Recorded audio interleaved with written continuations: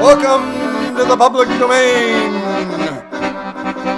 This is Pokersesh. Taking your calls live, unscripted, uncensored. The first and only live gambling call-in show in the world.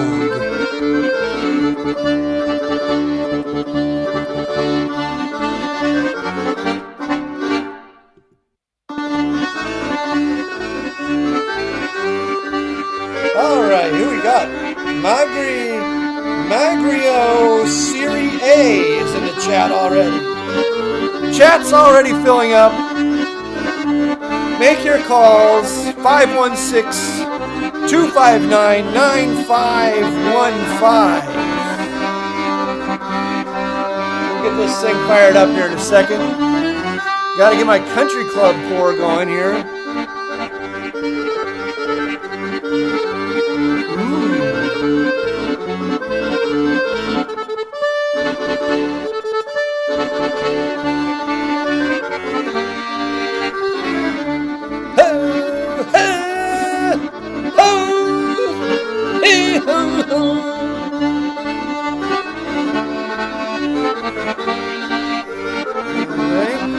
Got the chat filling up, got the phone lines open. Bruce Silver says, "Sup, Limon." What's up, Bruce? Lilliputian Petrodactyl says he heard Josh Macchiello was partying with Kevin to purchase the Yankees. Very likely. It's. I mean, why not? Why the fuck not? If you're just gonna make shit up, you might as well make it up big. No reason to make things up small when you can make things up big. All right. Let's see here. Let's see what the phone lines are already going here. Who we got? Anonymous, you're on Pokersesh. Yo, what up? Yo, I got to do my country club pour here. I just did a beer pour. Enjoy. Last week I had a $400 bottle of wine. This week I've got like a $28 bottle of wine. Just a show. Last week I did a 50-cent glass of beer, and this week I did a 50-cent glass of beer. Well, at least you're keeping it consistent. This is Marjoram Cinsault. And you see how cheap this is? You ever been broke? Me? Oh, yeah, when I was a kid, I guess. This has a screw cap. No, but like post first hand of poker, like gambling broke. No. Never. Once you learn gambling, never broke again? Never again. Well, I was never broke again long before that. So there's a screw cap, and it's a Cinsault. Let me get the country club pour going here. Ooh. Everybody can afford this wine. There we go. Nice country club pour. Take a little sip. Oh, yeah. That's drinkable. That's a nice, drinkable, refreshing, very, very inexpensive wine. So it's not always Cristal around here, kids. Let's talk some poker. Ready to talk poker? Yeah, like, what your thing is? No, I've never been broke. I'm not one of those people that like. But listen to this. I should have been broke probably. The first time I went into a public casino, I played the smallest game. I ran it down from 7 figures to broke in like 6 months. Yeah, I know, because I ran it the opposite direction. Well, yeah, I did the same too. I ran it up from 0 to 2 million in 6 months, and then the same amount of 6 months to go down. Well, you probably have what's known as a gambling problem. 50-50 chance. I would say 100% chance. Listen, I was play $1, $100. $2 limit poker, and I think that the buy-in was like, I mean, I can't even remember what the buy-in would have been, like $50 or something, $20. As soon as I had enough to play in the $2, $4 game, I moved up. And then as soon as I had enough to play in the $4, $8 game, I moved up. And then as soon as I had enough to play in the $5, $10 game, I moved up. And this is all happened. And then as soon as I had enough to play in the $10, $20 game, I moved up. As soon as I had enough to play in the $20, $40 game, I moved up. And then as soon as I have enough to play in the $30, $60 game, I moved up. And that was the biggest game in the entire casino, in the entire city of Los Angeles, that went every day. And I did that in like a month, 1 month. Because I had no of what you would call bankroll management. But I was very, very lucky in one way. Not just that I ran like God, but I was also very lucky that I knew that I had gotten lucky. I don't know how I knew, because usually when you run up so fast, you think you're like God's gift to poker. But just my general personality, I'm very sort of like not believing. I'm not a believer, and I'm very negative at times. And so like I just did not believe it was that easy, or blah blah blah blah blah. So when I had made it to the biggest game in the casino, I said to myself, you know what? I got to learn how to play poker, because this shit ain't gonna happen every day. And that's when, I mean, there was really not much of a way to learn back then other than to just play. But there was a book, there's Super System, and it had a limit hold'em section.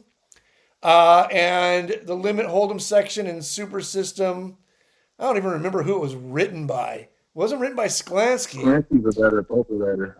And well, then I got the Sklansky book too, Limit Hold'em for Advanced Players. I think that's how I learned about the forums. I think that the limit hold'em section in Super System might have been written by Chip Reese. But anyway, there was no limit back then. There was only limit, and then there was one pot limit game at Hollywood Park. And I went to play the pot limit game at Hollywood Park, and then I just like sort of like immediately after playing pot limit, I knew that that's what was for me, like big bet poker, because the people were so much more interesting than the limit poker players. It just felt like, I don't know, it felt more like the way a poker game was supposed to feel. Even then, the limit games were amazing, in the 90s, but the pot limit game was just ridiculous. Like, everybody's just betting the fucking horses. It's at Hollywood Park, back when Hollywood Park had a horse track. And there's a guy named Wolfie with one eye. And there's just like, it's just a who's who of who were considered elite players back then. Like Bobby Hoff was in the game. And this was like a $5 blind, $10 straddle game. Wasn't huge, but there's like the idea that there was like $5 chips and $25 chips and $100 chips, and every now and then there'd be $1,000 chip. It was just a lot more interesting to me, and I just stuck. I wanted to stick with big bet all the time.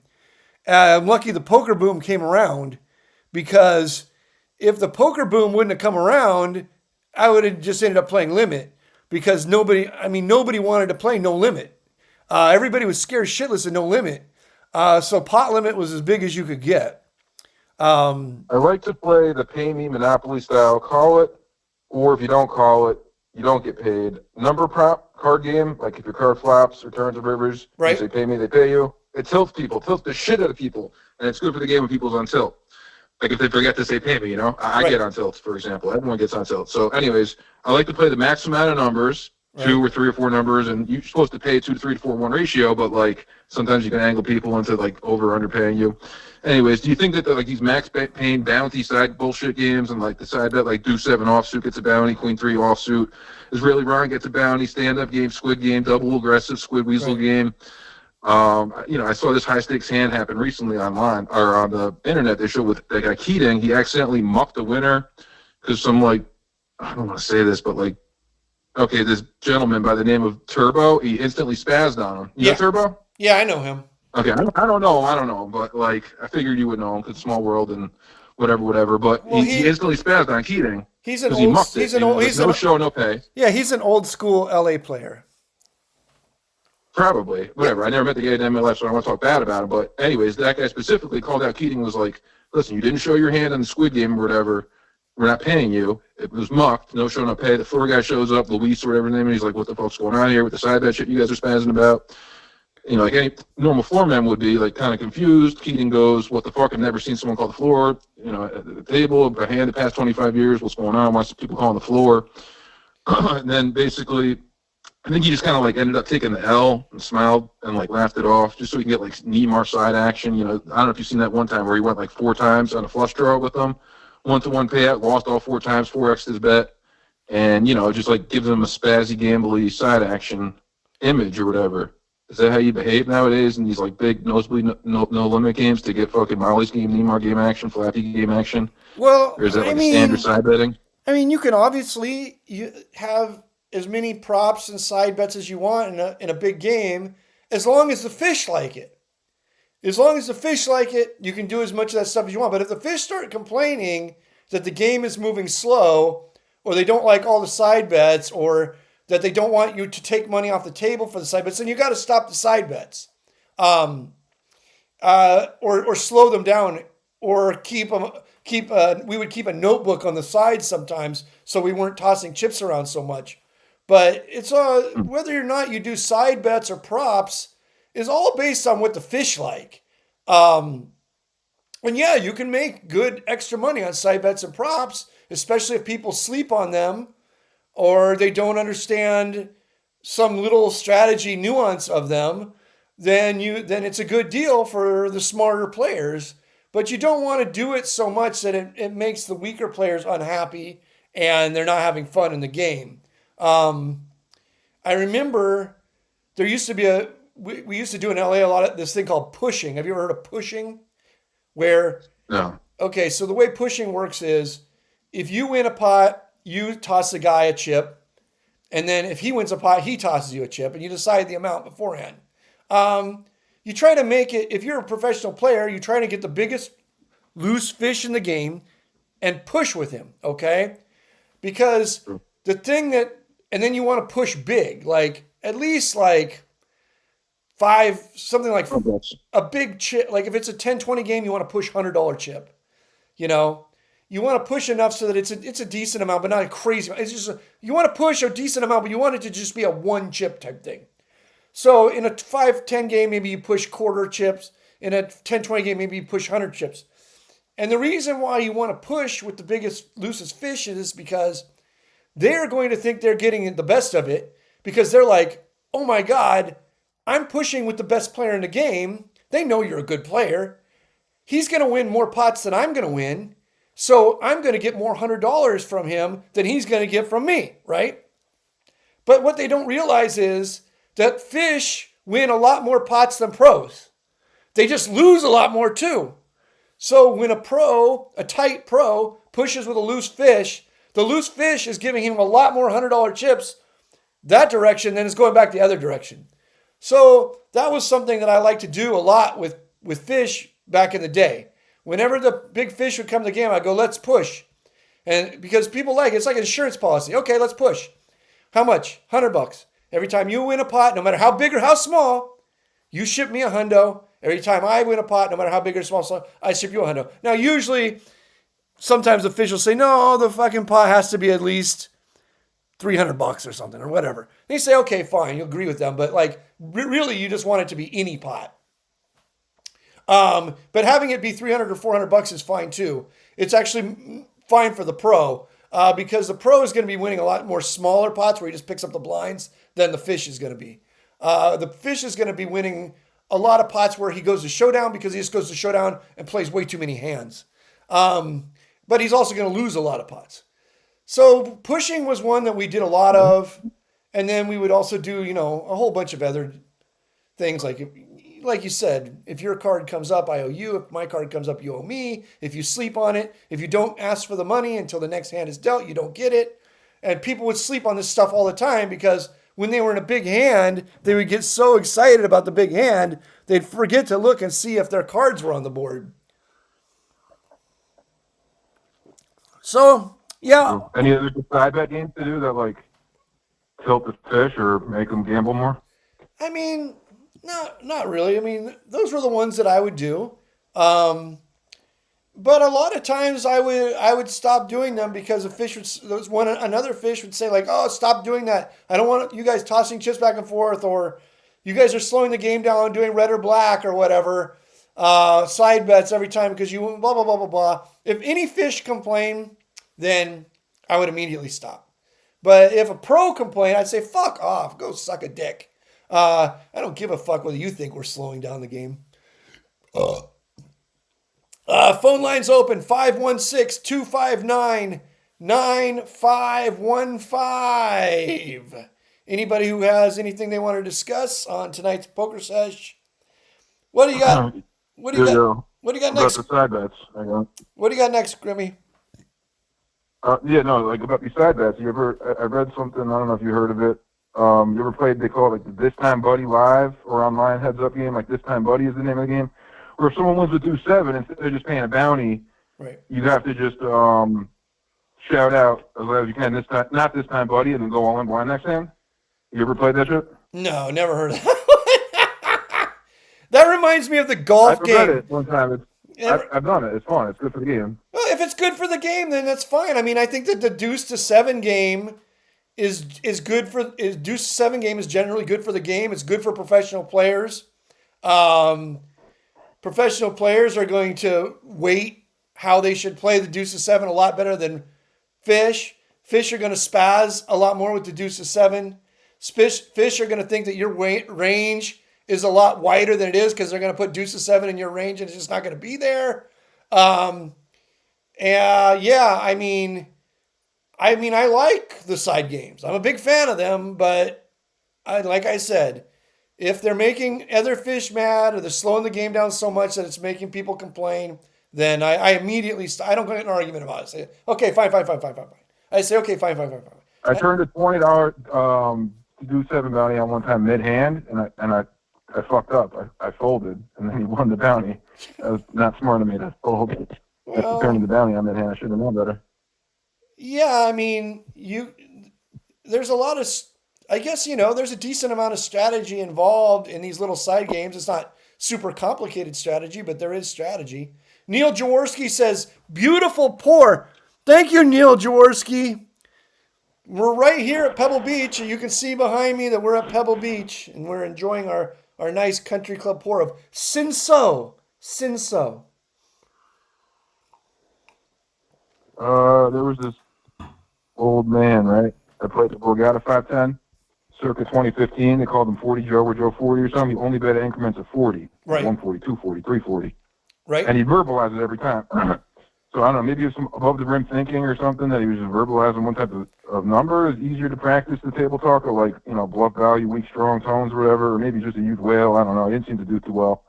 But either way, it was always fun to try to like copy, intimidate him, and like get in the pile with him at like 40, or like 140, 240, and like saying it out loud and like. Yeah.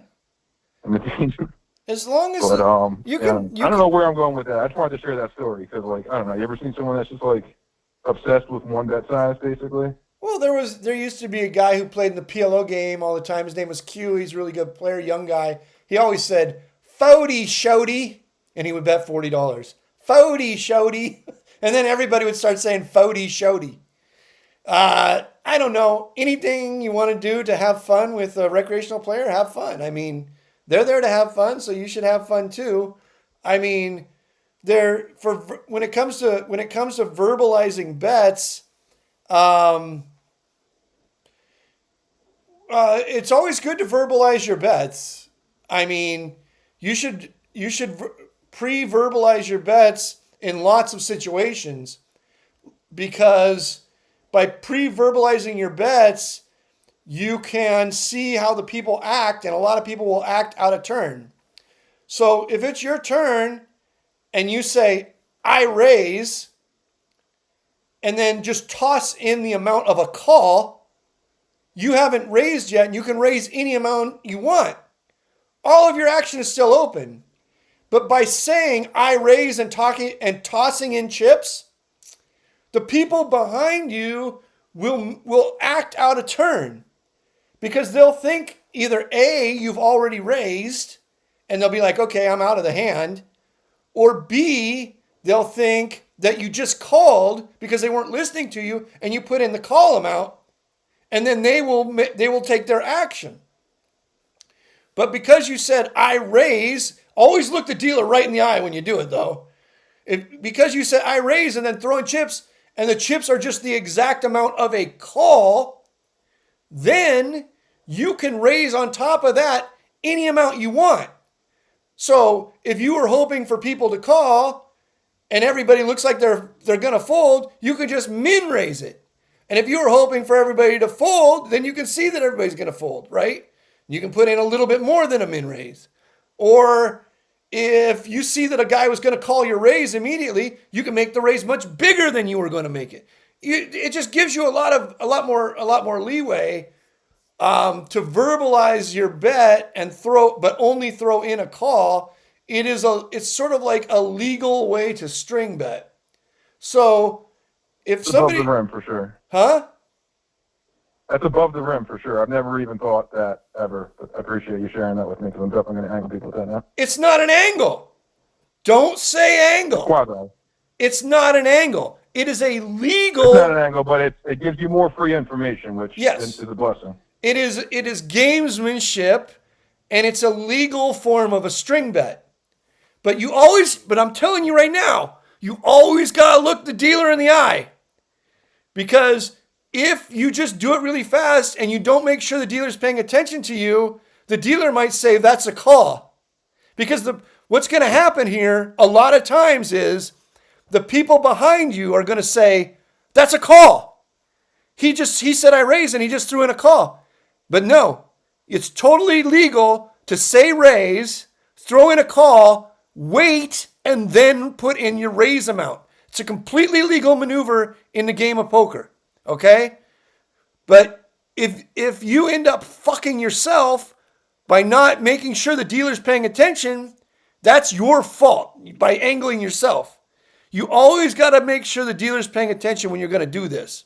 And then you say, I raise, you throw in a call, it looks like you're throwing in a raise, everybody behind you thinks you've thrown in a raise, they all act out of turn. Then you can raise any amount you want based on what they did behind you. Somebody might even push all in, which is the best. That happens all the time. You say, I raise, you throw in a call, then a guy behind you says, I'm all in, really quickly. Now, you can just put in a min raise and fold if you want.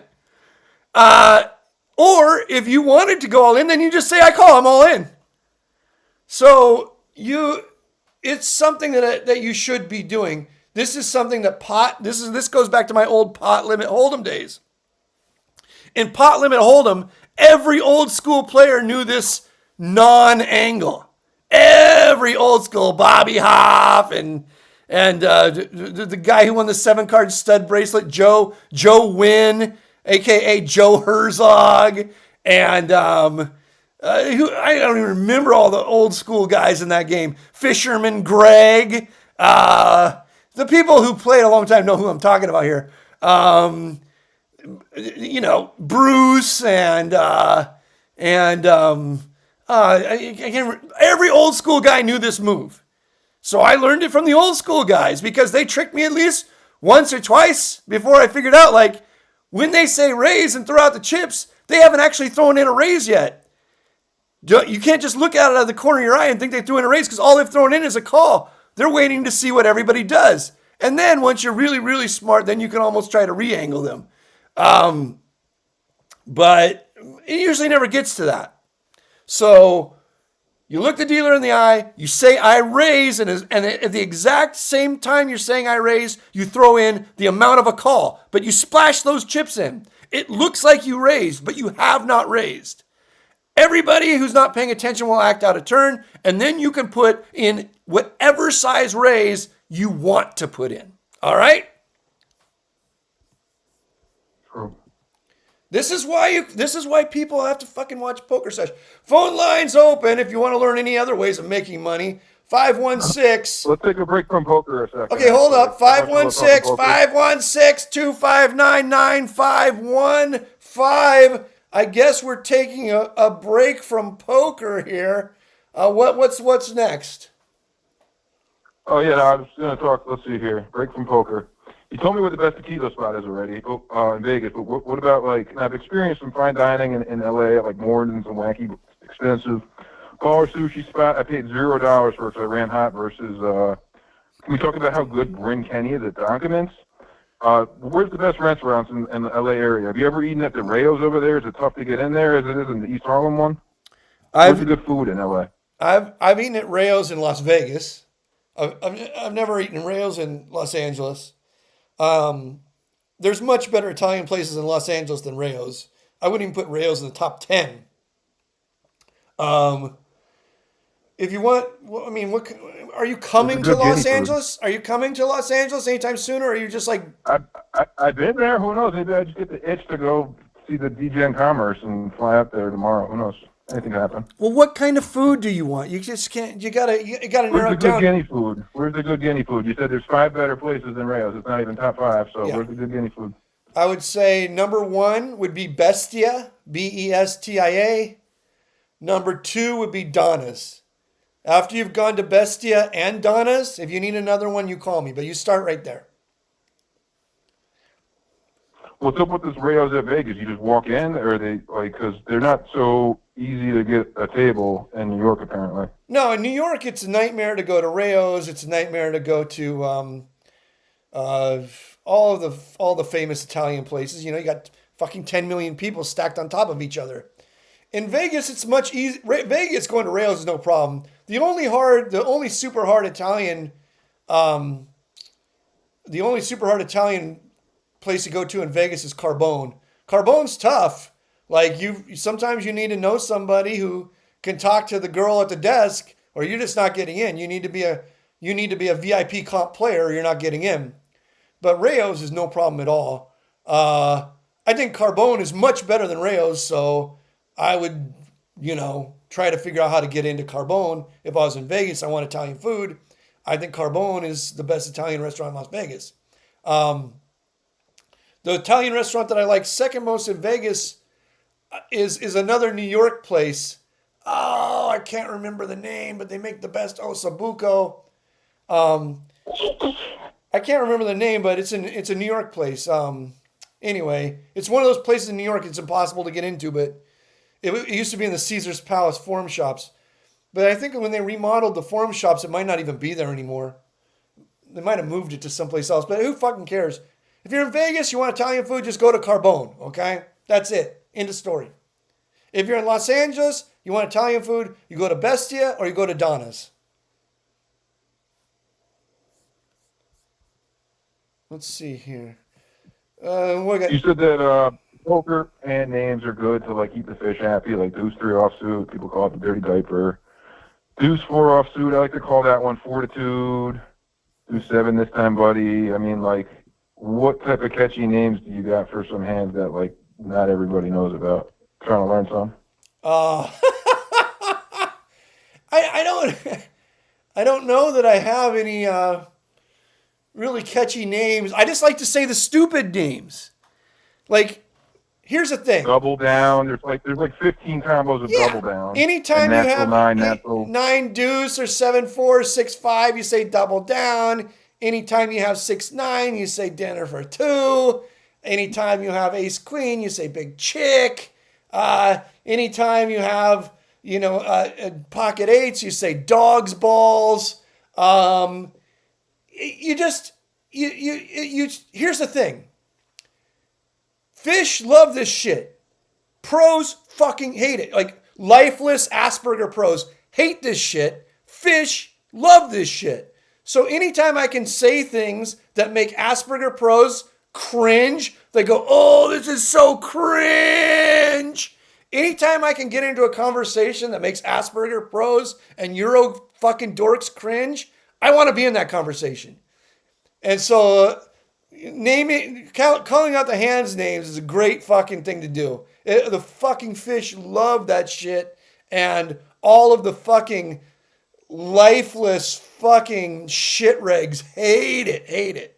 I mean, here's a good way to know if you're if you're winning the most as a live player is if you take 6 live winners. They're all winners. And then you have a fucking fish sit at the table, and then the fish loses with ace king, and then the fish says, you know what they call ace king? Anna Kournikova looks good, never wins. Okay? Everyone's heard it a trillion times. Look at the faces of the supposed pro players. The ones that laugh are the ones that win the most fucking money. Because they understand the game. The ones that like roll their eyes and cringe and say, how did I end up here? Those are the ones that are going to win the least amount of money. It's a very simple test for who understands why they're at the casino and who does not understand why that they are at the casino. If you want to maximize your edge, you got to have a name for every hand. And I'm sure if you've played years and decades and centuries of poker, you've got some names that I don't know. Like, share some, please, one time. I mean, I probably do, but it just doesn't. It pops in my head while I'm playing. It doesn't pop. It's not popping into my head right now. You know, like. Want me to just list off random hands? I mean, if that's easier, I'll do it if I have to. No, you're not going to just fucking sit there and list off 133 fucking combos. 8-4 offshoot. You're going to just sit there. You know what? I really should do that just to punish the audience. I should have you sit there. No one else wants to call in. Let's spend the next 3 hours going through every hand. Yeah, good. I should have you just fucking start with deuce 3, go through all 133 fucking diaper. That's easy. Everyone knows it's the diaper. Oh, you know what? If this was the old Pokersesh, we would 100% do that. We would go through all 133 combos just to tilt the shit out of the audience. But in my old age, I just don't. I can't do it. I mean, I can't put the few people listening tonight. I can't put them through that. Lilliputian Petrodactyl says I have a similar one. Limon. Very similar. Very wait, similar, hold up. I'm going to the chat. We have to go to the chat sometimes. Now, if you're watching on Twitch, I do not read the chat on Twitch. It's too complicated. I don't know how to read the chat on Twitch. If you are watching on YouTube, I can read the chat. Lilliputian Petrodactyl says, if Grimm is going to be co-host, he needs to come up with some better topics. Well, hey, Lilliputian, yes, maybe he does or maybe he doesn't, but you can't sit there and complain if you're not going to call in. Mr. Petrodactyl, do your fingers work. 516-259-9515. If you're not going to call in, then you can't complain about Grimm's topics. If you complain about Grimm's topics, I'm going to fucking make you listen to all 133 hand combinations. But if you call in with a better topic, well then fine. Call in with a better topic. The phone lines are open. So where were we? What's the next topic? What do you call 8-4 offsuit? 8-4 offsuit. What do I call 8-4 offsuit? Or suit, it doesn't matter. 4-8. 4-8? 8-4? 4-8? Freight? Freightliner. Great, that's not bad. Freightliner. That's not bad at all, actually. There you go. That reminds me of the one name I got for, you have a name for 10-7? I got a wacky one, someone told me for 10-7. You have one for that? 10-7? That's called the split.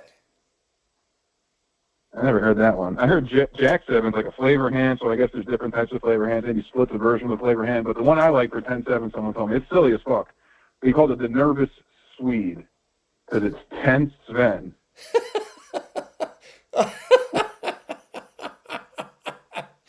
See, I'm laughing. That means I'm a winning poker player. Okay, Lilliputian Exactly. Petrodactyl You learned says, a new one. let's talk about Josh Macchiello buying the Dodgers. I mean, do we really want to talk about that? I mean, Did you buy listen, that? Good for him. no, he wasn't fucking buying the Dodgers. Oh, Listen, Josh Macchiello is a character. He's an interesting character in the gambling world. Um, if in the times that I've hung out with him, I've always had a good time. He's obviously batshit fucking crazy, but aren't we all a little bit? Uh, and if he's ever at a poker game, I want to be there to have a good time. That's all I'm going to say on that topic. Okay, I got another phone call here. Let's take this one here. 404, you're on Pokersesh. Hey, what's going on? My What's up? name's Gabriel. I Hey. called in once before, but I live in the LA area and had a couple of topics to go over, or questions, I guess. Okay, let's do it. So, the first one is, do you have a favorite side game, like side betting game or side action that you like to play or you think people enjoy? Well, I like. did you know that? I think we already did that topic. I think you probably just tuned in a little late. But my favorite one was pushing. You're gonna have to go back and listen to the beginning of the show, 404, because we went over that topic. Oh yeah, all right, no worries. I'll do that. Okay. I'm a little late. Another question or a situation that I've had recently that I was wondering about is, have you ever given money back to someone when in a poker hand? For either various reasons or circumstances. I have two examples or two situations I could go over. If you want some more Yeah, go over them. Let's hear it. clarification. Let's hear it. When So, did you give money back to a person? so the first one was at a game at a casino that may be semi-private, but like not really like hard to get into, I guess. Right. And there's a hand where I was playing and I had maybe Jack 9 or something. I can't remember. It's not a great hand, but I 3-bet. The host, who can play all over the place depending on what mood he is, Right. then called. And another guy called. We were like three ways. The flop was like King 9 something. I think I hit second pair. He bet. Another guy called. I called on the button. Right. The turn before he put it out. And also he was drinking this tonight, and I'd only met him once before, so he was a little wild tonight. The turn before he put anything out, he jammed blind all in. Okay. Basically. Okay. The next guy, and the turn brought in a flush, but it gave me 2 pairs. So I think it was King 9 on the flop, and then the turn was a Jack. Yeah, I think I had Jack 9, so King Jack 9. Okay. So I turned 2 pair, flush came in. The guy, there was one other person in the hand, right? So he kind of tanked and then folded. Right. And while folding, I think thought he was the only other person in the hand, and like his hand was exposed and folded, and he had Queen Jack or Jack 10, so he had a gut shot straight draw of that or something. Right. Right. And I was gonna call Right. anyways because I turned 2 pair, right? Right. But the host was a little annoyed or weirded out that the guy showed cards in the middle accidentally, and it was kind of like a semi-drunken quick action and stuff like that. So I know, like, I'm probably able just to make the call and it is what it is, but because of kind of the weird scenario, I was like, let's just put in half and run it, basically. Which I also realized is kind of a free rule against myself, because if he had a flush I'd be beat, like, I would just, I'd call and lose all the money. But I guess my point or question is like, in a scenario like that, it felt like easier to kind of like quickly smooth it over than like call a floor and have like weird vibes or social interactions, I guess, even if it's maybe. I mean, you against me a little bit. you didn't really lose any EV by making that deal with the guy, because you don't know if he has you beat. Yeah, that's true. Yeah, I guess that's true. And him probably, I mean, he didn't ask either, but I was just like, I just don't want this to fucking take like, Right. you know, 10 Well, minutes that were, or something like that. So I'm just like, we just put but in less than one. but If that's listen, like fine enough, 404, then 404. If he didn't ask, then what are you actually smoothing over? You're not smoothing anything over because he didn't ask for anything. Well, he didn't ask for anything, but he was like annoyed and like didn't like to see the guy folding face up with someone still left to act. Like he wasn't like this is your fault. He was just it was kind of like a quick alcohol influenced hand, I guess. So Well, yes, correct. He did not ask specifically for anything, but like you could tell, I don't know. like as soon as he looks annoyed, you basically know that he has a weak hand, I guess. Yeah, Because that's if true. he's sitting there with the nuts, what the fuck does he care? Yeah, that's true. Um, and so you bailed him out a little bit by saying, like, let's just put in half and run it. Yeah. So I And guess in a way, it's like, yeah, I guess it's not the worst outcome. and this is a public casino or a private game? Private game? It's a semi-private game. Is how I And are describe you it. I'm not worried quite sure. about Like it's pretty. are you worried about getting I invited was. back? What's the impetus here? Yeah, I was a little bit worried, or I shouldn't say I wasn't. I just didn't want it to be like super weird vibes a little bit. Like I didn't think I would not be invited for this, but like I was like I don't care that much. Like there's a lot of action here. Like it's a couple $100 difference. Yeah. Like you know what I mean. Like this seems like this will just kind of like move us onwards quickly. Well, That was like my thought process quickly in the moment. listen, you know better than anybody can give you advice because we weren't there. But I will tell you that if you thought that it would cause trouble, if you thought it could cause a fight that would slow down the game, if you thought it could cause a fight that makes the fish leave, if you thought it could cause a fight that would get you not invited back, then you did the right thing. And so, like, you can only make your own decisions in these spots for yourself. Now, personally, I've done that on many occasions, given up what might be some small short-term EV for much more long-term win by keeping things smooth, keeping things friendly, keeping everybody happy. In this specific Mhm. instance, I don't think that you needed to do that to keep everybody happy. I don't know that it made anybody more happy. What did he have? He had some top pair or something, so he had king something or other. I can't remember, like maybe king seven or king So 10 or so king he so he queen. still had a decent amount of outs. Yeah. He definitely had a decent amount of And us, I think. did he have one of the suit? Could he also make a flush? I can't remember. I really can't remember actually. Listen, This was maybe this last summer. if it was me personally, I would have just called all in, and then he would have been mad or whatever. And I said, why don't we just run it twice?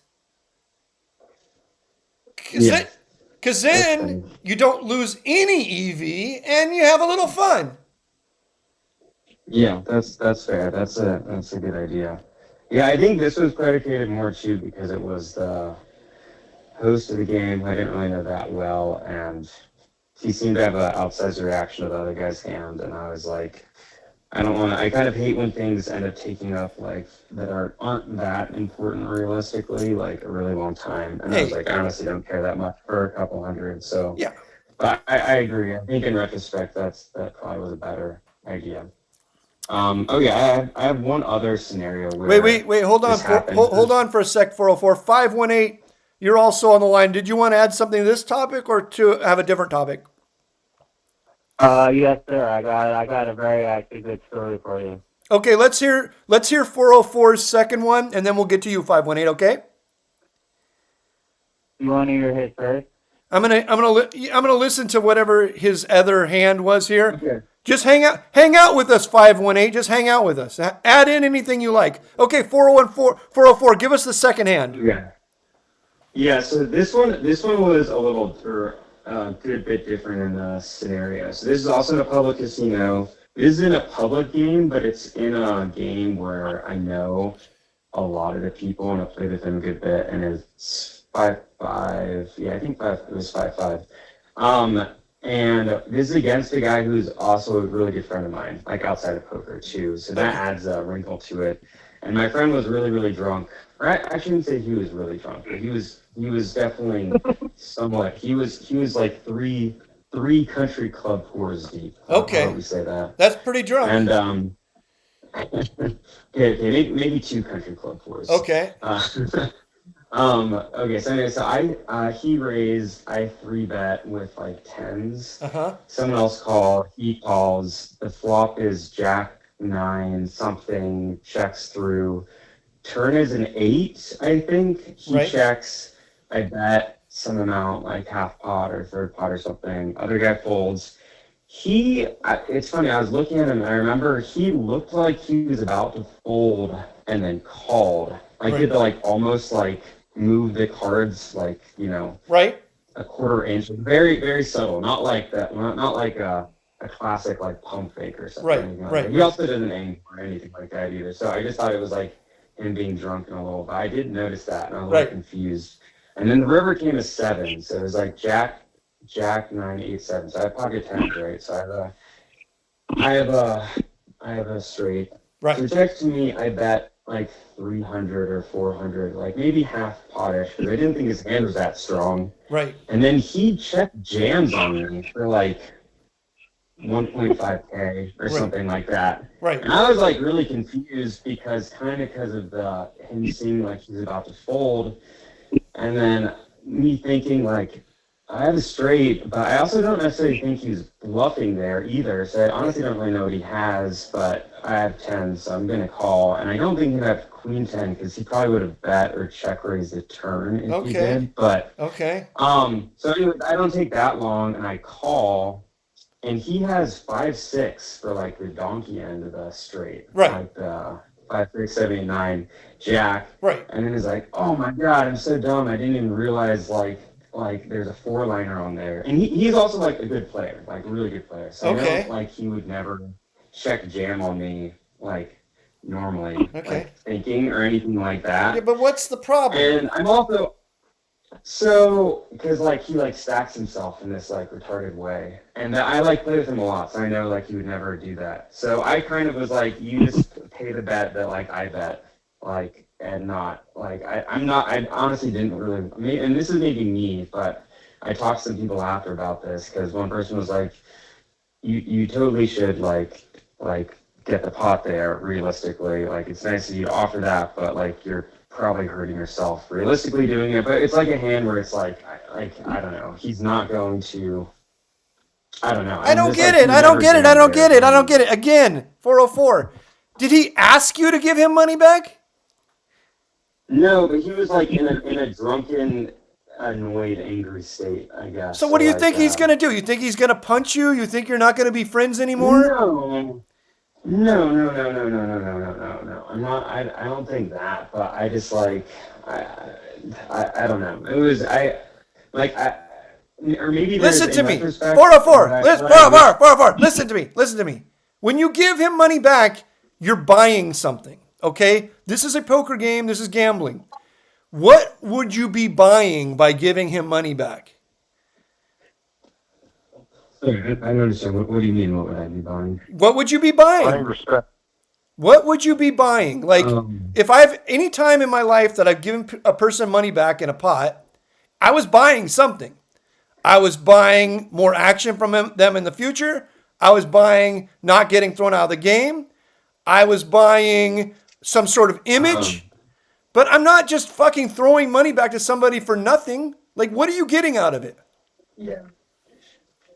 Well, I feel like in that case, I'm you'll probably laugh at this, but I'm buying it was weird because it's like I didn't want to win that way, I guess, like, because I know him very well, like very, very well. Like we studied abroad together. Well then, in college okay, then listen, 404. There's nothing I can do to help you in this spot. This is all you.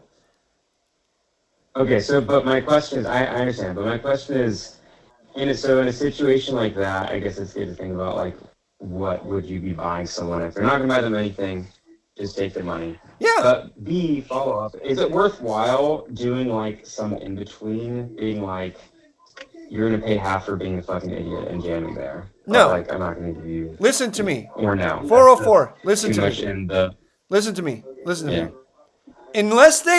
Unless they ask you for something, you do not volunteer anything. Okay. You don't That's even fair enough. you That's don't fair even enough, start to guys. think about it until the person says to you like, you really fucking should ship me back part of that. You know that I would ship it back to you if the situation was reversed. Now, when they say something like that, then you just make a business decision. But until they say something, who the fuck cares? I mean, unless Yeah. unless the person like literally has tears in their eyes, right? Like they literally have tears in their eyes. And they don't need to verbalize it. You know they're upset. If they like literally have tears in their eyes, then you can say like, I see that you have tears in your eyes. What can we do to fucking fix the situation? We've been friends since we were roommates in fucking college, and we both masturbated in the same dorm room, and I feel like we have a connection. I don't know about that. We have tears in our Yeah. eyes. You got tears in your eyes. But if the person Yeah. but why would you just volunteer that information? Sometimes volunteering the information or volunteering the deal actually makes the situation worse. It just makes it worse. You have to Yeah. 100%, you have to like 100% know you're making the situation better. Mhm. Can I chime in 2 cents real quick on the same topic, Liz? Yeah, Briefly? very quickly. All right, so I'm playing 510. Outland Omaha, the great game of Right. at Rivers. Sean Deeb's at the table. There's this fish guy. I forget his name. I'm drawing a blank, but anyways, he's definitely the spot in the game. No doubt about it. Down 5, maybe 6 figures in a short period of time. They get in a pot, and Sean Deeb ships him back like his whole stack, basically, because the guy says, I misread my hand. Right. So, I don't know. Everyone's got their own opinion on that situation. I mean, you say you're buying something. He's definitely buying his action, trying to keep him friendly, cordial. Hey, I'm not trying to gut you when you misread your hand because you're an idiot. I want to take your money the right way, whatever type of thing. But, I mean, maybe a purchase of his action there, or maybe he's just got too much money, doesn't care. I don't know what Yeah, you think about that situation, because he didn't ask somebody for the money. So he just kind of came out of the blue and was like, "Oh, you misread your hand? Well, here, take the pot back." Well, Or take maybe. your half of the pot back, I mean, whatever. like I said, sometimes the person has tears in their eyes, and I No have tears, not even the slightest bit of tears. The guy can afford it. He just knows. Sean knows this guy's the spot, and maybe he's very like an emotional type of guy. So he might. And he's not stupid either. He's a teacher or something. So Sean knows you what gotta he's play- doing. Try carefully. Sean knows what he's doing, and he knows what he's buying, and he's buying more invites and more action. Maybe maybe that guy's investing in one of Sean Deeb's businesses. You don't know that side action's True. going on. I don't know what's going on behind the scenes. You're right. Yeah. Yeah, so something was going on. I can guarantee you that. 518, you're on Pokersesh. 518 and then Yes, sir. 518 and then 702. Okay, 518, you're on Pokersesh. How you doing? Good to be back on the show. Thank you, sir. All Thank right, you. so I got a good one today. I got a good one today, and it involves Grimstar, of course. Okay. So we're playing. This is our first time playing online poker. Heads up. You and You know, Grimstar. You and Grimstar are playing online heads up. Correct. Okay. All right. So just to get it off to start, my poker name is Noodles. Noodles. Okay. Noodles. Yeah. Okay. His is Old Boy. His poker name is Old Boy. All right.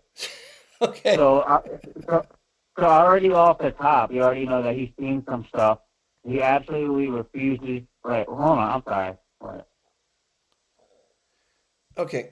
Thank you, You talking about 518. the synagogue game? Thank I know you. it's about the synagogue game than the Okay. online game. 702. 702, you're on Pokersesh. 702. Fernando. Caitlin Clark. You think they're gonna give a flying fuck about the score of a local high school basketball game?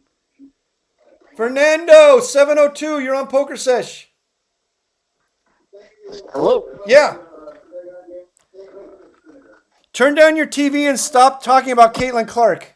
Lyman, how you doing? Good, how you doing?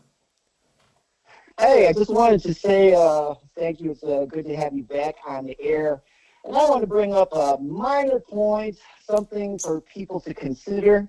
So you have a lot of experience in advantage gambling. Yes. Encyclopedic knowledge. Yes. And it's great to hear about that. So that being said, if someone gets to call in to basically an AMA session, ask me anything, and they're going to get to talk to Larry Bird or Michael Jordan or Caitlin Clark, do you think any of them are going to give a flying fuck about the score of a local high school basketball game? So I'm going to bring up a hand history of that to them? That's insane. Well, That's insane. listen, It's insane. listen, 702. It's fine. Anyone Yes, can, I answer the calls with no screener. I don't care what the topic is. I try to do my best to make it entertaining and informative. And Okay. sometimes it is and sometimes it isn't. What do you got today? Oh, I just wanted to bring up that as something to consider. You know, Fernando, you know the funny thing is, you were before I put you on the air, you were Yes. rehearsing what you just said.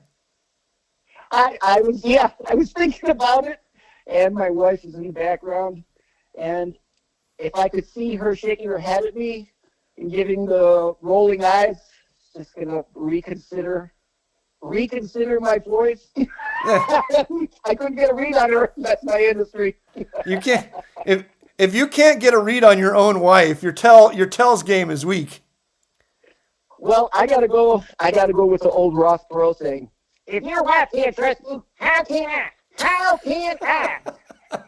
Wow, that is an old impersonation. You've been working on that one for about 40 years.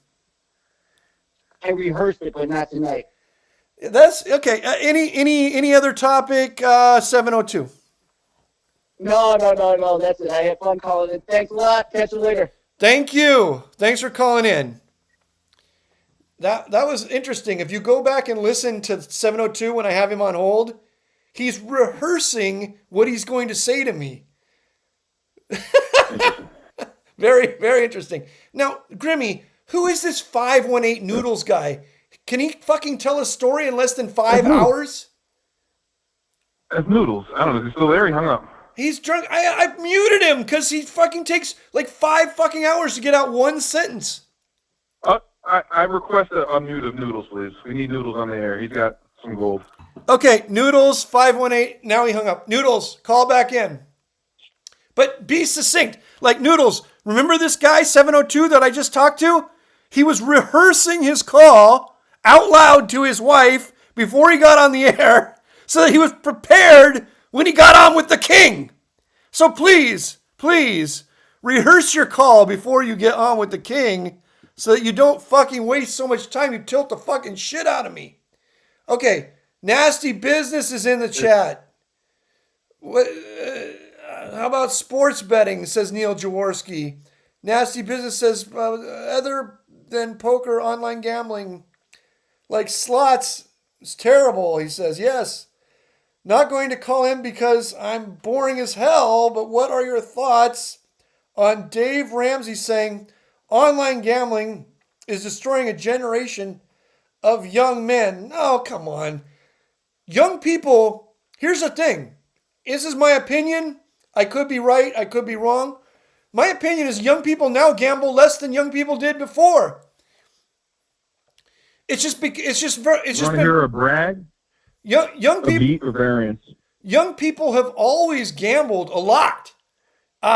It was just in the shadows, and now it's more in the open. Young people do everything less now than they used to. Young people drink less. Young people fuck less. Young people leave their house less. Young people do everything less than they used to. So I think they probably gamble less too. It's just that because it's been brought out in the open, it seems like it's happening more. But I don't think it probably is happening more than it used to happen. Everybody has always gambled. All right, 518, you're back on. Now get to the point. Oh, yes, I'm sorry. You can refer to me as Noodles. Okay, Noodles. All right, I got you. All right, so like I said, this is me and Grimstar's first online game. Okay. And his poker name online is Old Boy. Yeah, we already fucking heard that. You're going to fucking kill me. All right. Sorry. I just thought that was relevant. It is, yes, very relevant. Okay, all right. All right, and anyway, so the board starts coming out like it's drunk. Like 6, 4, 3, Queen, 2. And at this point, the table, like we don't even know what's going on. Is this Hold'em or like ancient runes? And then the Old Boy flips over Ace 8. Okay. So he's definitely thinking that I have an ace. I'm a genius. I'll tell my grandchildren about this hand. Right. But I Noodles, I could achieve the most powerful hand of all low stakes poker. Keep in mind, this is very, very low stakes. Okay. All right. Anyway, so. Okay, Grimstar. I'm just gonna say I won the hand. I got $14.18, and I said, can an Ace 3 beat an Ace 8 spiritually? Yeah. Grimstar. What are your thoughts on? Grimstar. What are your thoughts on an Ace 3 beating an Ace 8 spiritually? Here's what I think. Grimstar. Pure skill. Can we start going through the 133 hands and their names again? It cannot be any fucking worse. Slightly different topic. Deuce 5. Similar, What's Deuce 5? What's Deuce 6? What's 3, 7? Deuce 5, I call Deuce 5. Time from God to raise to 2-5 when you're playing 1-2. Okay. It's like a bounty. If you win with it, then the bond's got to go up. Right, Grim. You remember this game, right? Can you break it down for me? Because you're better at doing it. I played a lot of Heads Up Texas with you. I don't think that was our first hand. It was more like our last. This is our first game. Maybe. I don't even remember when that was. That was years ago. Okay, Grimstar. Is it? Yeah. That whole story he just told made no fucking sense. Am I correct? Yeah, that's what. No, that's $14 and what was it? 72 cents. I like how detailed he's got the cents on it. Well, I felt like a fucking millionaire. I walked out with $14.18, like a fortune. 18 cents. My fault. Oh, 72 cents. Okay. Thank you, we both Noodles. Noodles, thank you for your call. That was fucking amazing. Thank you. No problem. Thank you. Oh my God. All right, silly number names so that I can get a job at the Trump Valley Links Casino as a dealer when it opens in 5 years, 2030. Or 2030, I mean. So 2 is like 2 to you or 2 to Lou. 3 is 3 to stick with me. 4 to get to the door. 5 to ride. 6 to get your fix. 7 to get to heaven. 8 to skate. 9 to rhyme. 10 to stay in. Yo. Buffalo 11. 12 is dozen cousin. Okay. 13 is what? Baker's cousin. 14 to get through the 14. I had to mute Grimstar. Like, is he on meth tonight or something? What the fuck is going on? I had to mute him. Okay, phone lines open. 516-259-9515. You can't complain about these calls if you're not calling in. Let's see what's going on in chat. It's not bedtime yet. Okay. 404 is okay. Sports betting is fine, but the bookies give terrible odds, says Nasty Business. Well, yeah, of course bookies give terrible odds. That's their fucking job. They're not in the fucking fair bet business. Lilliputian says the Grimm's friend sucks. Yeah, he sucks. He might also be just like stoned or something. Or maybe he's like a slow adult. He's not all there, that's for sure. Let's discuss the pros. Okay. Grimm sucks too. Grimm's having a rough night tonight. Bring Kevin on. Kevin is boycotting the show right now, which is hilarious because I know that he's watching the show and listening to every minute of the show, but he's watching the show and boycotting the show at the same time. So at some point, I mean, at some point he'll call in, I suppose. Like, this is the third time that Kevin has boycotted the show for life. And so the first time the boycott for life lasted like 1 week, and the second time the boycott for life lasted like 3 weeks.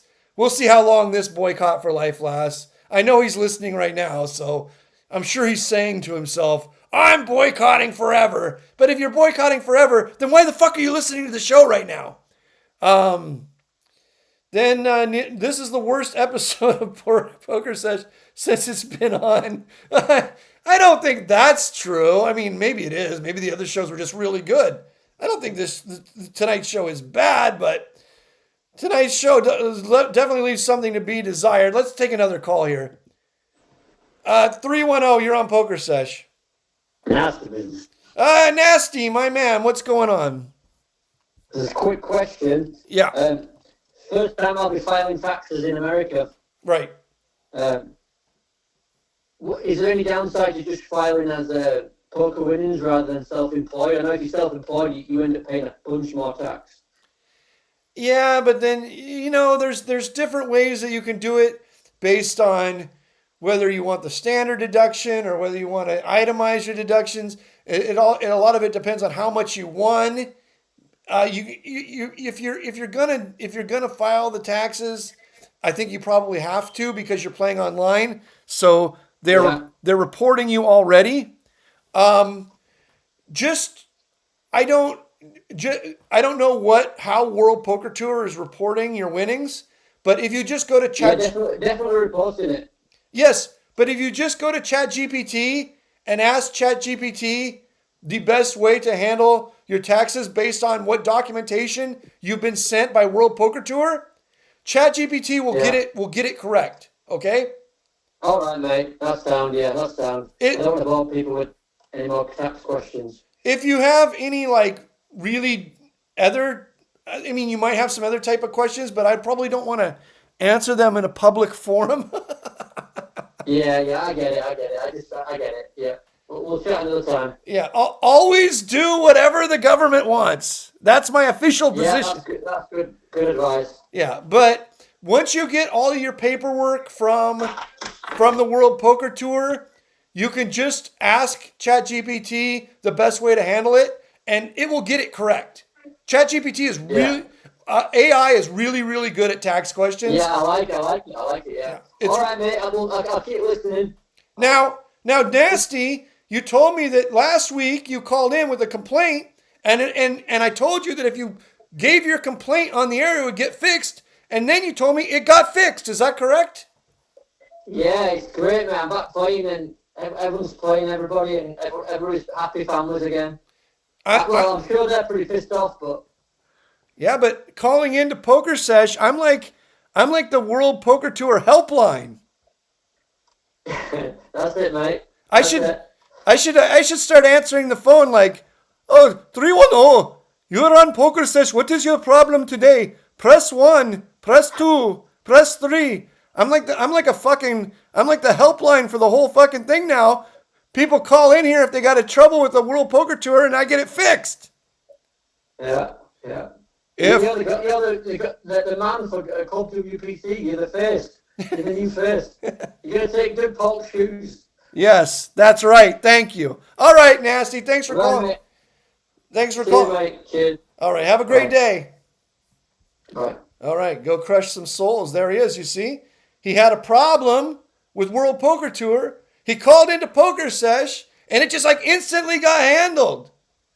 That's the way it works, man. We don't fuck around. King of the Hill was an actor? Huh? He was asking for some King of the Hill shit last time. They fixed it? They fixed it, yeah.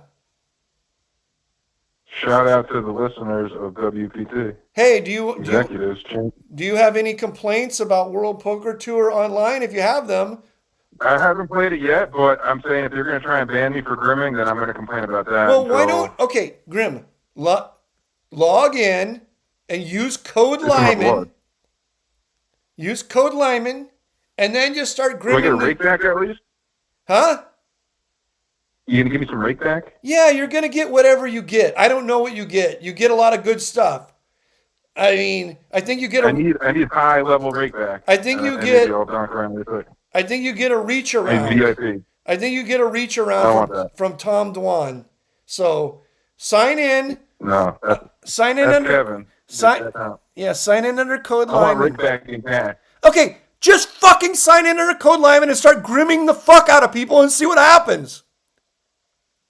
I'll get banned probably. No, you're not gonna get banned. I will make sure you don't get banned. Just start grimming the fuck out of people, okay? I can process my payment with a credit card? I've never tried it yet. Yes, you can use a normal credit card. It works in all 50 states? I don't know. I know it works in California. That's all I know. But it works in almost every state. All right, cool. Back to what I was trying to say before. I don't know if you heard any of this or not, but we could either do all the poker hand names or we could do all the bet sizes. Two to you or two to Lou. Okay. Or get to the door, clap the ride.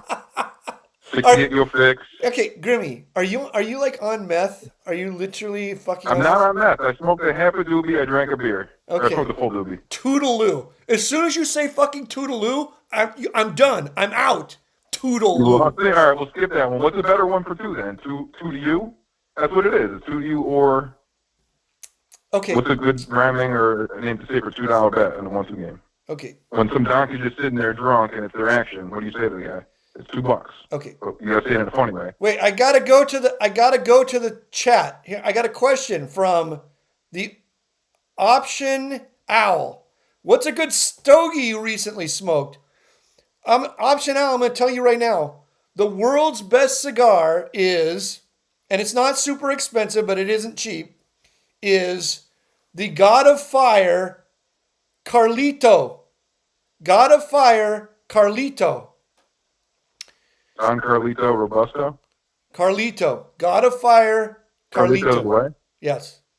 It comes in many different sizes, including Robusto. I went and spent time with the Fuentes family in Dominican Republic, and that is the cigar that is the exact replica of the Don Carlos personal cigar.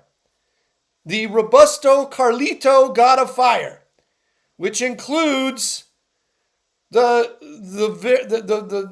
dark aged tobacco with nice raisin notes, nice molasses notes.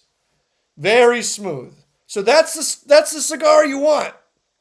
I don't know anything else because that's all I smoke. I only smoke the best. I don't waste time with shitty cigars.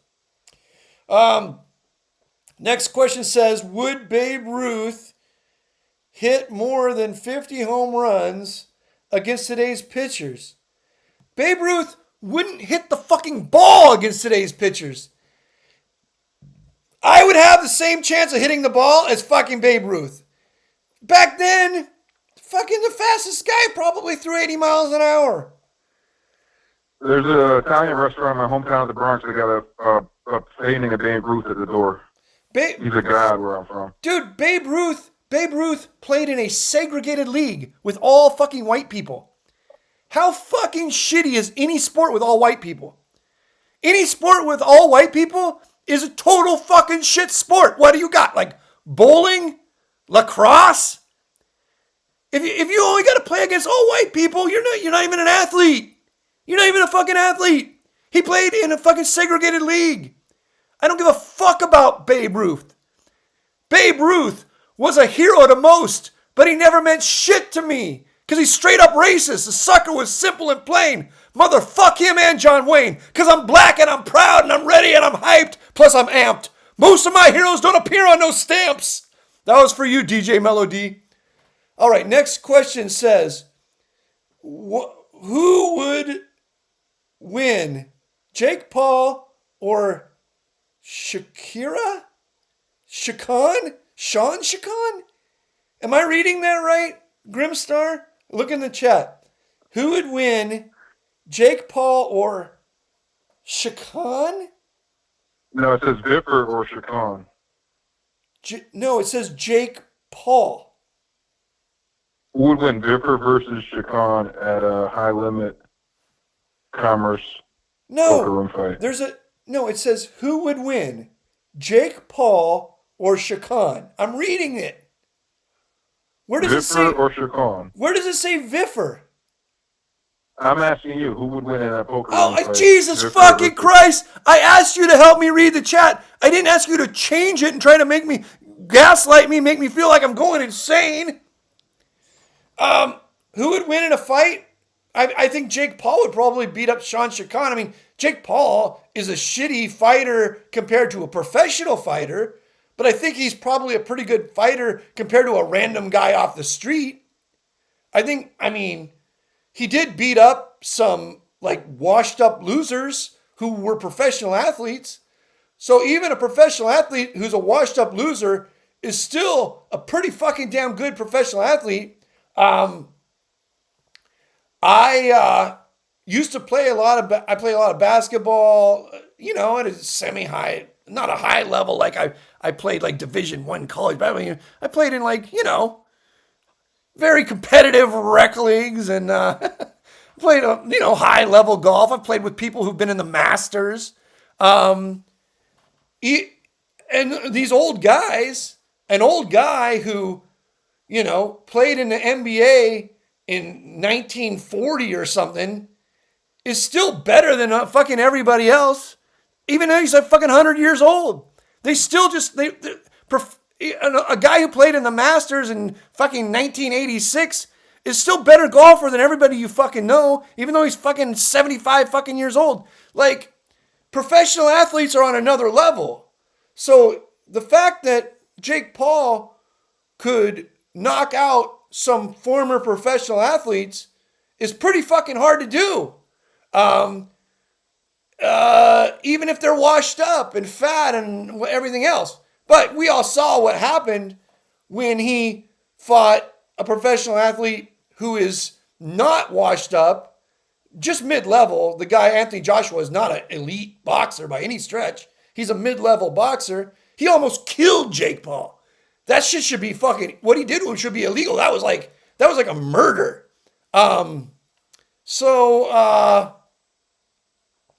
Listen, Jake Paul, I think he has a lot of money to spend on professional trainers, and he obviously takes it serious. And I think that he is tougher than the average guy you meet on the street. And I think proof of that is that he can beat up fat, old professional athletes. Because beating up a fat, old professional athlete is a lot harder than you think. But Jake Paul is not an elite athlete by any stretch of the imagination. I mean, and when you saw him fight against somebody who also is just barely on the edge of being an elite athlete, he literally almost got murdered. He almost got murdered by Anthony Joshua, who Anthony Joshua is not even mentioned as a contender for a heavyweight belt. Let's see here. All right. You want to hear a commerce hand history? Yeah, let's hear a commerce hand history. I have a follow-up question for you, too. I'm going to tell you my biggest pot I've ever played in my life. Okay. And I want to hear about your biggest pot you ever played in your life in a live poker game. Well, I'm going to hear about yours, but you're probably not going to hear about mine because I don't remember shit like that. It just doesn't matter to me. I know who it was against, but that's all I remember. Who was it again? Dr. Bob Landau, the pediatrician to the Stars, the pediatrician for Michael Jackson. Oh, I don't know him. That sounds like a cool hand history, though. There is no hand. I don't remember. I just remember that there was it was a three-way pot, and there was like $100,000 in the pot, and I lost. That's all I remember. Ooh, that's way bigger than mine. That's way bigger than my pot. My pot is like fucking donuts, peanuts compared to yours. We used to play really big. If you want to hear it, I'll tell you. I don't care about the size of it. I care whether it's interesting. All right, so you know Twin Caracas? Speaking of recent events, you know Twin? I think his name was Jorge. You ever played that guy? Maybe. He played online under the name Twin Caracas. He was new from Caracas. I guess he had a twin. I mean, who would have thought with a name like that, right? I don't know the guy? I don't remember like 99%. I think he ran games in Venezuela or something. But anyways, he was the villain in my biggest hand history. It was 100-200. It was the Sunday morning game with Katzenberg at Commerce. Yeah. I was running it up versus, Buck what was his name? Buck 101 or something, Mueller's buddy. Yeah. Remember that guy, Buck? Yeah. I gave Buck some like real short-handed heads-up action, kind of crushed him a little bit, ran my roll-up, and took a shot at the Katzenberg game, and I get in the pot with Caracas. Limp pot, I have pocket threes, I check the option, it's like 6-7 ways to the flop, family pot. I want to say, now listen, this was like 15, 20, 25 years ago, I don't remember the exact everything, but it was like either King 8-3 or King 5-3 or King 6-3 or something like that, Right. with a flush draw. The King was the offsuit card. So I check it, Caracas bets out a G note or something. Maybe someone calls in the middle back to me and I pop it back big, 3-4K or something like that, 4,500, I don't remember. Right. Back then you should Chipito, 20 G's in the pot. Or he bets 20K. And I cover basically. Right. Folds back to me and I call him off. And I hold versus his like King and a flush draw or something. I think we just went one time. But yeah, it's kind of uneventful. But that was my biggest hand history. Thank you. Thank you for that. You're welcome. I was hoping that you could tell me your biggest hand history versus the doctor, pediatrician, to Michael Jackson, too. I mean, Was it Omaha or Holden? yeah, it was a giant three-way PLO hand, and I mean, I probably had near 30,000. Did you have it or you got there? I lost. Oh, I thought you said the biggest one you won. Oh, the I big. don't know. Oh, I don't know. Yeah, I mean, of course I had the fucking nuts. I'm not getting in $28,000 without the fucking nuts. You got there. Okay. I think I got beat by both guys. Maybe there's a side pot. I don't remember. All I remember is I fucking like walked away from the table in a daze because I fucking just couldn't get it any better, and somehow I lost. I mean, I was in with like an overpair that needed running cards. It was insane. It was, who fucking cares? So fucking long ago. It's 2009 or something. Listen, biggest pot I won? I don't know. Yeah. I never win. Every giant pot I've ever played, I lost. I swear to God. The biggest pots I've ever won were in like maybe $30,000, something like this. Any pot that's over like 25,000, 30,000, I lost, guaranteed. Guaranteed. I run so fucking bad in giant pots, insane bad. But you know what? I made so much money in my life, I just can't complain. Like, you just don't play that many big pots in your life. And so you can just, and it just sucks because like that year where I lost that giant pot, three-way all in, that was $90,000 or whatever.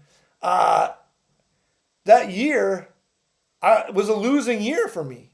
And it was only losing because of of that hand? Huh? No, not that hand, but all of the I'm big. just saying, like, had you won that hand, would that have made you winner that year? No. Were you up or down, more or less than 90, okay? Yeah, it would have 100%, because I was like almost break even. Yes, of course, it would have made me a winner. I would have been like a 60K winner just from that hand.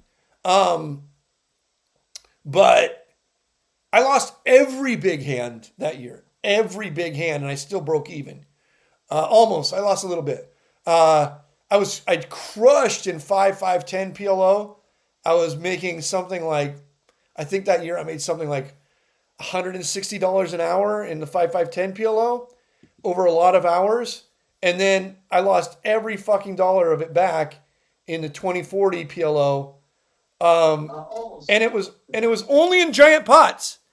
I was winning every day, and then I would lose a giant pot every day. 858, you're on Pokersesh.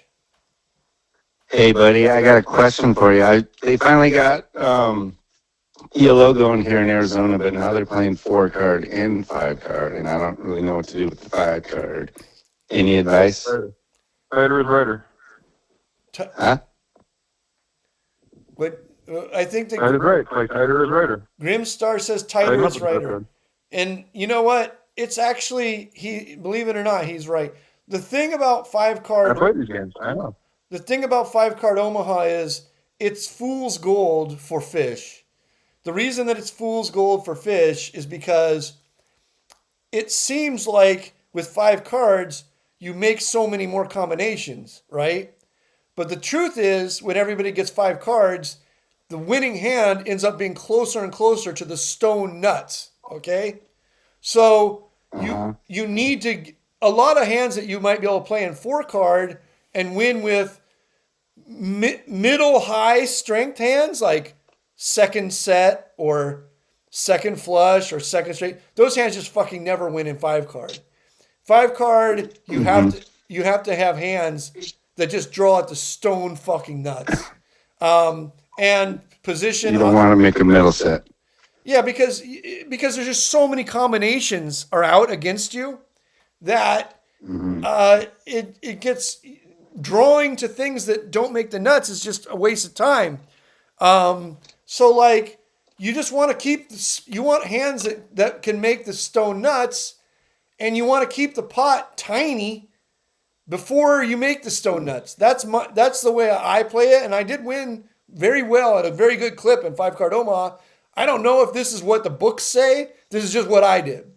I tried to keep the pot fucking microscopic with hands that drew to the nuts. Hands with big pairs, ace high flush draws, and big cards, okay? I tried to keep the pot, that makes sense. I tried to keep the pot real fucking tiny, and then when I made a nutty type hand or a hand with a bunch of nutty draws, it's basically a massive equity hand, then I would play a giant pot. And it made, because I had played it passively pre-flop, it made it easier for me to get in a ton of money after the flop because people didn't put me on the hand that I had, right? So, so that's basically the way that I played 5 card Omaha. I don't know what the book says.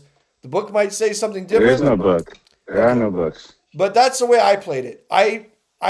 The players were horrible. So I didn't see any reason to give them a mountain of action pre-flop when the hand values are running really close. I didn't start giving any action until the hand values did not run close anymore. When I had somebody. So that's the way that I played it, and I actually play much tighter pre-flop in 5 card than I did in 4 card. So that's the way I played it. Yeah. And then they do double board 5 card bomb pots in between the dealers. Right. That's even worse. Well, there's no worse or better. All that matters is that somebody doesn't know what they're doing. That's all that matters. Right. So the reason why the nitty regs invent these games, 5 cards, 6 cards, 7 cards, who knows how many fucking cards they're going to put in, is because deuces wild, I don't know what the fuck they're going to add next. The reason is because they just want to stay one step ahead of the fish. As soon as a fish starts to figure out how to play one game, then they add in another game. And to keep the person losing. Because it's not in a game where they're raking one big blind a hand or something, or, a pretty fucking large rake in a public casino, or a giant rake in a fucking private game, just a ginormous rake, 4 big blinds a hand or something. In a game with where the rake just keeps going up, the only way that you can stay ahead of the pack is by keeping the players playing bad and fishily. And if a player has started to play 4 cards pretty well, then you need to have him start playing 5 cards. And once he starts playing 5 cards pretty well, then you need to do something else. You need to add 2 boards. And once he plays 2 boards pretty well, then you need to add 3 boards. And that's just the way it goes. Because the most important thing to remember about poker is poker isn't a thing. Poker is a vehicle to take money from people who have a gambling problem or people who are dumb. That's all it is. And I see it. And it's also fun. Yeah. But if the best way to take money from somebody with a gambling problem or somebody who's just dumb is to play 5 card draw, you play 5 card draw. And then if you can't make money playing 5 card draw anymore, then you play lowball. And if you can't make money playing lowball anymore, then you play stud. And if you can't make money playing stud anymore, the actual poker part doesn't matter. That's why I was telling Grimstar the other fucking day, when I used to go to private games, at the end of the night, when it got down to 2 or 3 people, it looked like the game was going to break, I would deal blackjack. Whatever it took. It made no fucking difference. I would love to deal blackjack at the end of the night in private games. And just crush. I would just keep crushing. Because the actual medium, the medium isn't the message. The medium doesn't matter. All that matters is that you keep the fish Gambling. You keep them gambling, and you keep them playing bad. So And having fun. And having fun. And then you have fun right along with them. But, you know, at the end of the day, it's a lot more fun to win.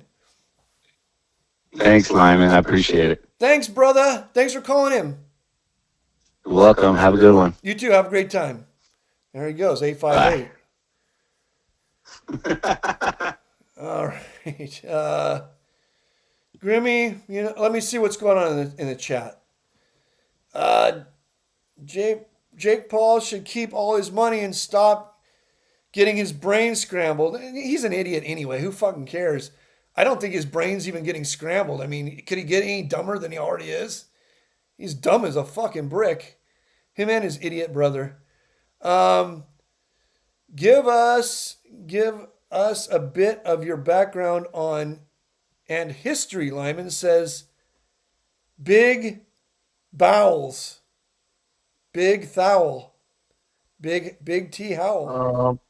If you want to see my background and history, just put in Google number 2000 random shit, spelled SHYT. It's my post on 2+2 with like 1 million views. Number 2000 random shit. That has my entire history. Or maybe I'll go over it the next show, but tonight, I'm already getting tired. I don't think I'm going to go over that tonight. But thank you for the question. Go to that post, number 2000 random shit, SHYT. Read that post. It has 1 million views. You're going to get a lot out of it. It's worth reading. And then maybe you'll get you'll read about my history a little bit, and you'll get some questions, and maybe you just call in with some questions next time. Casino is the truth. Yes, that's right. Okay, let's see who else we got here. What do you think about conformity gate? What the fuck is conformity gate? Am I reading that right? Poker tells. Yeah, but what? On how people buy their chips. Conformity gate? Is that what it's called? Do you know what he's talking about, Grimstar? I'm not reading, sorry. I'm in my own land. Okay, yeah. Okay, quiet. I don't know what Someone wants to play me heads up. Someone in the chat wants to play me heads up. Bruce Silver's looking to bum on me. SRS. Grimstar, listen to me. There's a guy here called Isocorpian. I can't read. Yeah. I don't know what the fuck his name is, but he says, what do you think about conformity gate? I don't know what conformity gate is. Call in and tell me, and I'll tell you what I think about it. Lyman, do you have white dudes for Kamala shirt in your closet? No, I do not. I don't care about politicians. I obviously make the best choice I can, but I don't root for them like they're a sports team. I'm not a fucking maggot douche. Politicians are public servants. They're supposed to be nameless, faceless bureaucrats that just make our lives easier. People who have a flag with a politician's name on it, or a shirt with a politician's name on it. Gay as fuck, man. Gay as fuck. A red hat with a politician's name on it. Just suck a dick already. What if it was a chick politician he was asking about? Is that still? No, not even a chick politician. Sorry, no Stranger Things. Like an AOC shirt? No. I guess it was a Stranger Things. AOC? AOC, she seems like a fine politician, but I'm not going to have an AOC shirt. I guess the people of Brooklyn like her. I'm not going to fucking have an AOC fucking flag on my truck. I'm not going to have an AOC or an AOC hat. Fucking A. Jesus Christ. People who do that have fucking mental problems. If you're running around with a flag with a politician's name on it, or a hat or a shirt, you got mental fucking problems. That's what I got to say. Speaking of Josh Macchiello.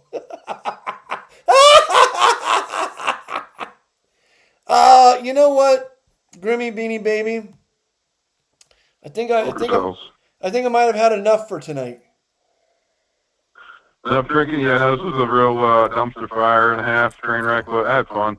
Listen, we could talk about, I got quite a bit more here. You probably don't want to hear about, the Noodles poker game. I kind of want to talk about it. I don't know if you care to. Not his stupid $14 hand history, but another poker game he actually brought me to that was kind of legit. Can we save it for next week? Sure. I've been dying to ask this question for literally like weeks, months, and Okay. almost years at this point. But then I'm going to allow it. Ask the question. You will allow it. All right. So straight up, let's see. Hang on 1 second. I don't want to give too much information, but I don't want to give so little that you're completely confused. Okay. But more or less, let's see. We're, New York guys. You brought me to this New York poker game, right? Right. It's like these whale bank presidents type of game, right? Right. No rake game. Starts as a document, like $25 buy-in or something. 8 people are all just drinking. It's a bar game, but it's like very, very private, let's just say, right? Okay. There's nothing better than a fucking whale bank president type no rake home game, right? Right. That's the best. Right, it's the best. So this guy gets me invited to this game, and I'm like very happy to play in it, let's just say. Okay. But I don't want to make it too obvious how happy I am to play it. But anyway, so I show up, I buy in, I crush the document first place, we play cash. Let's see here. How Noodles, of all people, not to disrespect Noodles, but how he gets into these games right. is like perplexes my mind, But he gets me in the game. Let's see. I'm listening to your advice in my head the whole time, thinking about you got to be talkative, friendly to these people so I can get invited back, right? Right. I'm drinking with them. As I said, no rake. The only rake is the booze. Yeah. They have a bar. You want a drink?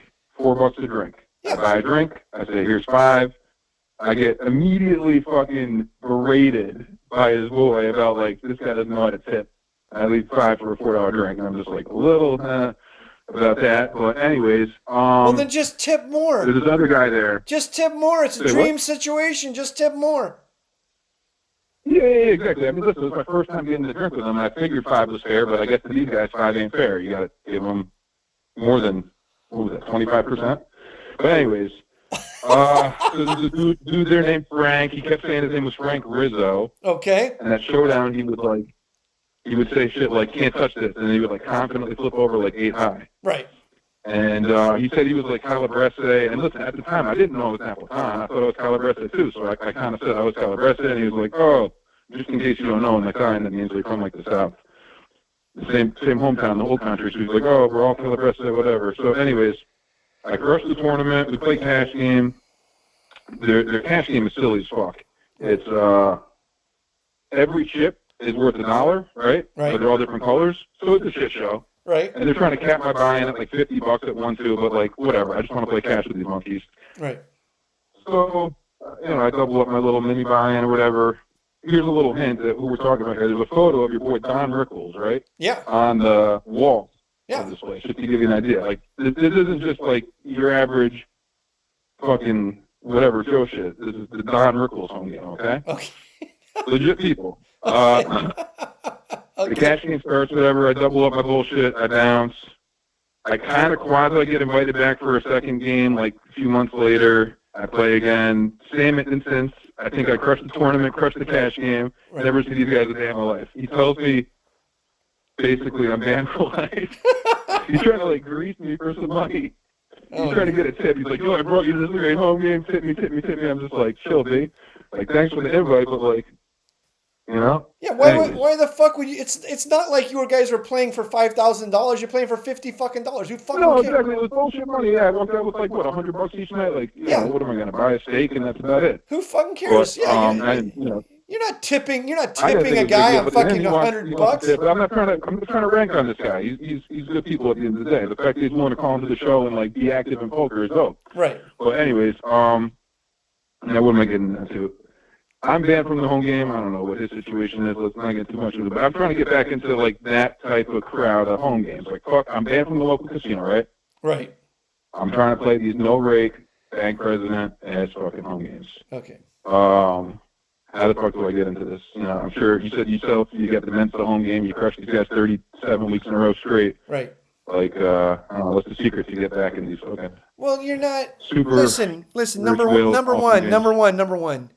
Who the fuck cares about a home game where they won't even let you buy in for $50? Number one. Number two.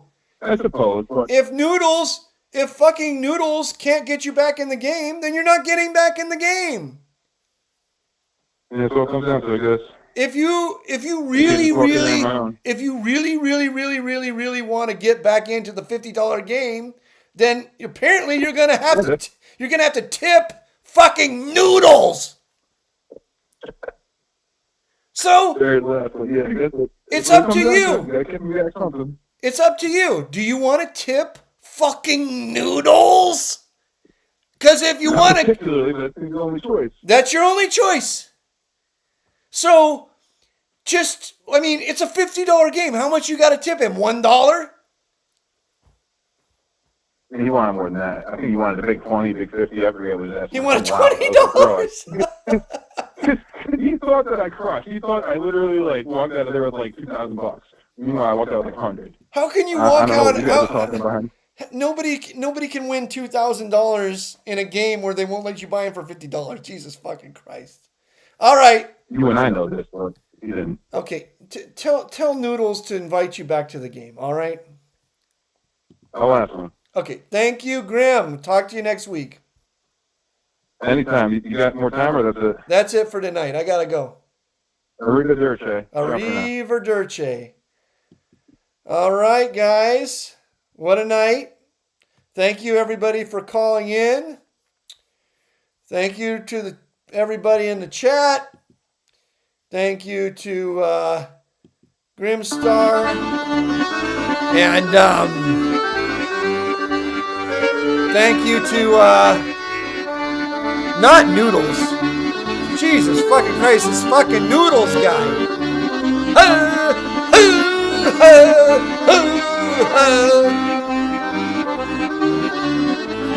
Thank you to Nasty Man, Petrodactyl, Neil Jaworski, all of the people, the millions watching around the world, everybody at Twitch. Of course, thank you to the World Poker Tour.